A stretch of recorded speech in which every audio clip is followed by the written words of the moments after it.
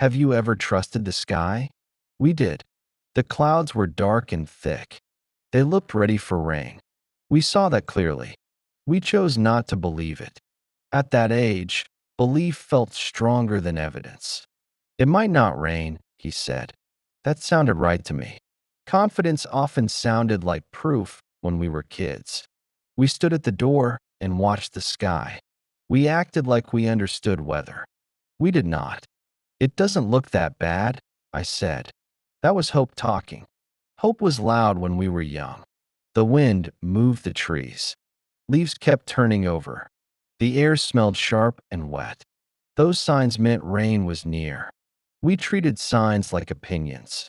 Should we bring umbrellas? I asked. He looked up. He shook his head. No, he said. If we bring them, it will rain. That logic satisfied us. We believed preparation caused problems. We believed confidence prevented them. So we left without umbrellas on purpose. That decision felt smart. Outside looked normal. The street was the same as always. That surprised us. We thought freedom would look different. A man walked past us carrying grocery bags. He slowed down when he saw us. Then he looked at the sky. You boys going out? He asked. Yeah, we said. He shifted the bags in his hands. Might rain, he said. Might not, he answered. The man smiled a little.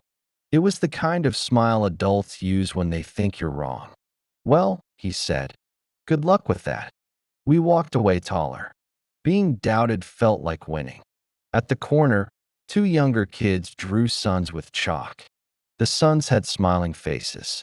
They looked brighter than the sky. They looked up at us. Where are your umbrellas? One asked. We don't need them, he said. Why not? The other asked. Because it's not going to rain, I said. They both looked up. They studied the clouds. It looks like rain, one said.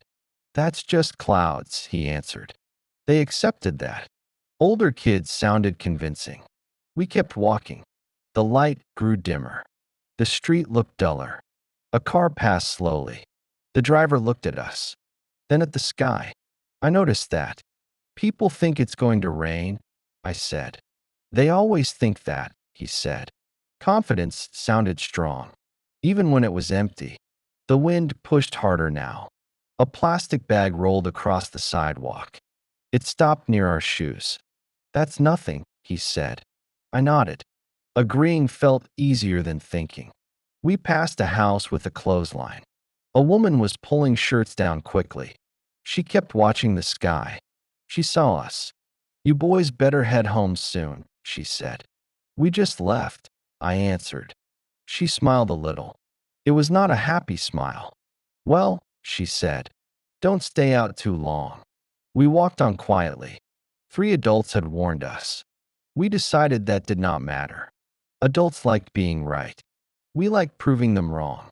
We're fine, he said. His voice was softer now. We turned onto another street. The air felt heavier. The sky felt lower. We kept walking anyway. Stopping would mean doubt. Doubt would mean we were wrong. We did not feel wrong. We felt committed. We kept walking because turning back would mean we were wrong. The sky hung low above us. It looked heavier now. The wind pushed against our shirts.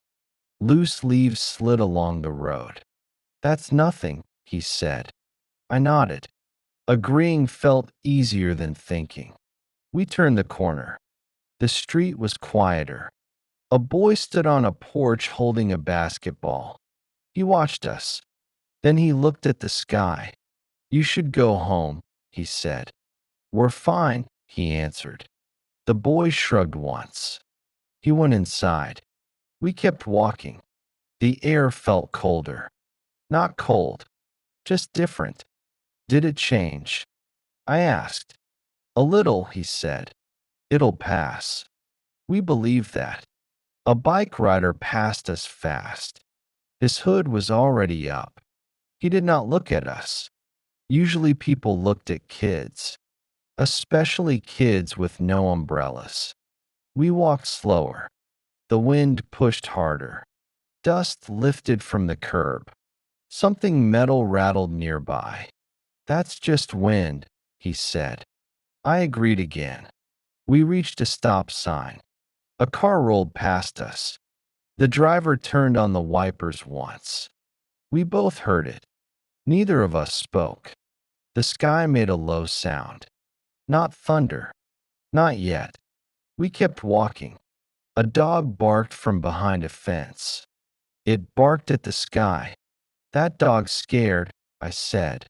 "Dogs bark at everything," he said. That explanation felt complete. We walked another block. The streetlights flickered on early. We noticed. We pretended not to. The first drop landed between us. We stopped. We looked down. A dark circle spread on the sidewalk. Another drop fell. Then another. "They're big drops," I said. "That doesn't mean anything," he said. A drop hit his sleeve. He watched it. Neither of us moved. The rain waited 1 second. Then it arrived all at once. It hit the pavement hard. It hit the street signs. It hit our shoulders and heads. Within seconds, our shirts stuck to our backs. Water ran down our faces. We stood there anyway. Running would mean we were wrong. Cars hissed past us. Tires sprayed water. Someone called from a porch. "No umbrellas?" We said nothing. My shoes filled slowly. Each step made a soft sound. His hair stuck to his forehead. "We can wait it out," he said. The rain grew heavier. Water streamed along the curb. The street turned loud and shiny. A car splashed through a puddle. Cold water hit our legs. We both flinched. Nobody spoke. "I thought it would stop," I said. "Me too," he said. That was the first honest moment. We stood there soaked and quiet. "I think we should go back," he said. He sounded tired. "Yeah," I said. Turning around felt strange, like walking out of a story early. On the way home, everything looked different. The same houses, the same street, but now water ran down everything. Our street appeared ahead. Warm light shone from windows. Home looked smaller than adventure. And better. We stepped inside dripping. No one yelled. That made it worse.